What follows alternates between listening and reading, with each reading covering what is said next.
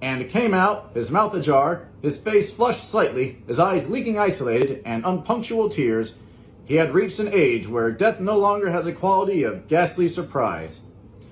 And when he looked around him now for the first time and saw the height and splendor of the hall and the great rooms opening out from into other rooms, his grief began to be mixed with an odd pride. I helped him to a bedroom upstairs. While he took off his coat and vest, I told him that all the arrangements had been deferred until he came.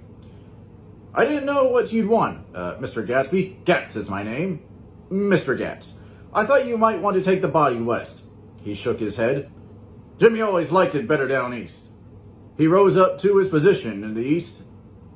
You were a friend of my boys, Mr. We were close friends. He had a big future before him, you know. He was only a young man, but he had a lot of brain power here. He touched his head impressively. I nodded, and I nodded. If he'd have lived, he'd have been a great man. A man like James J. Hill. He'd have helped build the country. That's true, I said uncomfortably. He fumbled at the embroidered coverlet, trying to take it from the bed, and lay down stiffly, was instantly asleep. That night, an obviously frightened person called up and demanded to know who I was before he would give his name. This is Mr. Carraway, I said. Oh, he sounded relieved. This is Clip Springer. I was relieved too, for that seemed to promise another friend at Gatsby's grave. I didn't want it to be in the papers.